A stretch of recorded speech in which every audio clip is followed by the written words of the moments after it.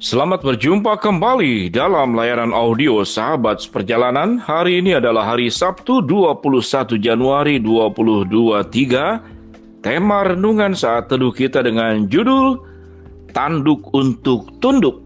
Tanduk untuk Tunduk. Firman Tuhan terambil dalam Lukas pasal yang ke-1 ayat yang ke-68 sampai dengan ke-69. Terpujilah Tuhan Allah Israel sebab Ia melawat umatnya dan membawa kelepasan baginya. Ia menumbuhkan sebuah tanduk keselamatan bagi kita di dalam keturunan Daud hambanya itu. Mari kita berdoa. Bapa yang di dalam surga, kami ingin belajar tentang nilai-nilai ilahi yang berasal daripada Kristus sebagai Tuhan dan Juru Selamat kami. Bagaimana tanduk keselamatan itu hadir dan bukan tanduk untuk membawa kecelakaan kepada pihak lain. Dalam nama Tuhan Yesus kami berdoa. Amin. Shalom sahabat seperjalanannya dikasih Tuhan. Tanduk untuk tunduk. Dua kata yang mirip. Satu tanduk yang menjadi bagian pertahanan untuk binatang-binatang yang memiliki tanduk. Seperti rusa, seperti juga banteng, kemudian juga cula juga termasuk daripada badak yang itu juga merupakan tanduk. Dan juga binatang-binatang lain.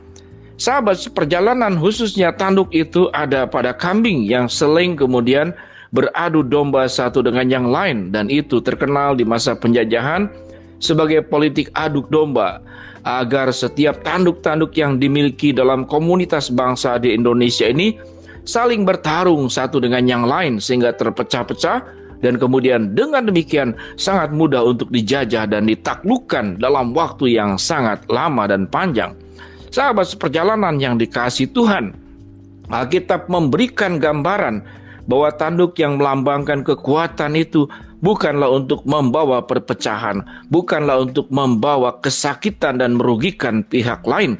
Namun Alkitab mencatat tanduk keselamatan di dalam Tuhan Yesus Kristus itu untuk membawa kelepasan dan juga membawa keselamatan di dalam diri hambanya keturunan Daud. Itu yang disampaikan oleh Sakaria yang merupakan ayah daripada Yohanes Pembaptis dan suami dari Elisabet. Dan Sakaria ayahnya penuh dengan Roh Kudus, lalu bernubuat katanya, terpujilah Tuhan Allah Israel sebab Ia melawat umatnya dan membawa kelepasan baginya. Ia menumbuhkan sebuah tanduk keselamatan bagi kita di dalam keturunan Daud hambanya itu. Sahabat seperjalanan yang dikasihi Tuhan, kalau binatang rusa, banteng, kambing, dan binatang-binatang lain diberikan tanduk, tujuannya adalah untuk mempertahankan diri agar jangan sampai terancam oleh pihak lain. Sahabat seperjalanan, kita pun diberikan tanduk. Tanduk untuk mempertahankan diri. Kalau musuh kita adalah kuasa kegelapan, kalau musuh kita adalah Baalzebul, kalau musuh kita adalah Lucifer, dan kalau musuh kita adalah iblis, dan kalau musuh kita adalah diri kita sendiri dalam keberdosaannya, maka tugas setiap sahabat seperjalanan untuk menanduk keluar segala perkara-perkara buruk. Kita berdoa di dalam kuasa darah Yesus agar tanduk yang datang dari Daud di dalam diri Kristus Yesus itu bisa mengusir segala sesuatu yang bisa mempengaruhi kehidupan kita, bukan dalam kekudusan, justru di dalam keberdosaan. Kita usir keluar dan kita tanduk keluar. Proses bagaimana kita bisa hidup untuk tetap benar berjalan bersama dengan Tuhan, agar tanduk yang kita miliki itu bisa digunakan dengan baik. Maka proses untuk punya sebuah tanduk yang difungsikan dengan baik, yaitu kita tunduk, kita menundukkan diri di hadapan Allah, setia kepada firman-Nya, menjalankan kebenarannya, dan hidup di dalam jalannya. Maka itulah ketundukan. Setiap anak-anak Tuhan yang punya ketundukan penuh, totalitas tanpa berkurang sedikit pun, maka tanduk yang ada pada setiap diri sahabat seperjalanan, yaitu potensi kekuatan penyertaan Allah, kemampuan kita untuk mengusir segala perkara yang buruk yang bisa masuk dalam kehidupan pribadi sahabat seperjalanan, termasuk juga keluarga sahabat seperjalanan. Kita bisa mengusirnya. Kita bisa mengusir manusia lama yang ada di dalam diri kita. Kita pun bisa mengusir segala pencobaan, tipu muslihat iblis yang ditawarkan kepada kita. Kita menanduk semuanya, sehingga kita menjadi anak-anak Tuhan yang benar-benar dimurnikan, dibersihkan, yang sudah dikuduskan, dan tidak kemudian masuk ke dalam kenajisan, di mana kenajisan hidup kita di dalam dosa sudah diampuni, sudah dipulihkan, sudah dikuduskan, sudah kemudian dibersihkan di dalam kuasa darah Yesus.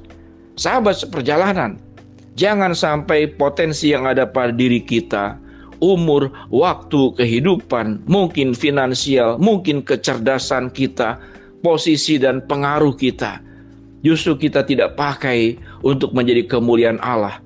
Namun justru kita menanduk orang-orang yang lemah, yang harusnya engkau kasihi, namun engkau rugikan, yang harusnya engkau lindungi, namun engkau peras, engkau kemudian manfaatkan di dalam kelemahan yang ada. Sahabat seperjalanan yang dikasihi Tuhan, Kristus yang sebagai tanduk Daud yang datang ke dalam dunia, itu untuk menambuk semua hal buruk, sehingga manusia itu mengalami keselamatan, mengalami kesejahteraan, mengalami kelepasan, mengalami pemulihan, mengalami sebuah perubahan hidup dari yang dulunya terikat di dalam dosa, kemudian dibebaskan dari dosa di dalam diri Kristus Yesus. Kuasa yang dimiliki oleh Allah di dalam diri Kristus Yesus tidak dipakai untuk sebuah tindakan sewenang-wenang. Allah memberikan kasih-Nya di dalam diri Kristus Yesus untuk memberikan segala apapun yang diperlukan oleh manusia, secara lahir, batin, secara roh, secara raga. Allah sediakan semuanya buat sahabat seperjalanan.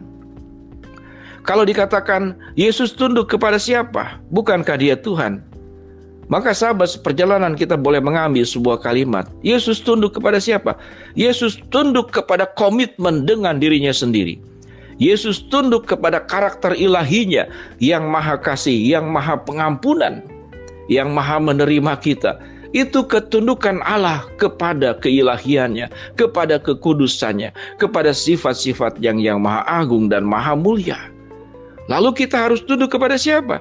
Kita harus tunduk sepenuhnya kepada Allah. Sewaktu kita tunduk sepenuhnya kepada Allah, potensi-potensi tanduk dalam kehidupan kita yang tidak selalu konotasinya negatif tanduk, tapi tanduk itu adalah potensi-potensi yang dititipkan Tuhan, yang diberikan oleh Allah. Kita pakai semuanya buat kemuliaan Tuhan. Kita gunakan semuanya agar banyak orang datang kepada Allah, ada banyak orang yang dipulihkan, banyak orang yang tersesat kembali ke dalam jalan Tuhan, banyak orang yang belum mendengar Injil kabar baik. Melalui kita, mereka mengenal siapa Yesus, Sang Juru Selamat, yang membawa tanduk keselamatan, tanduk kelepasan kepada setiap manusia berdosa.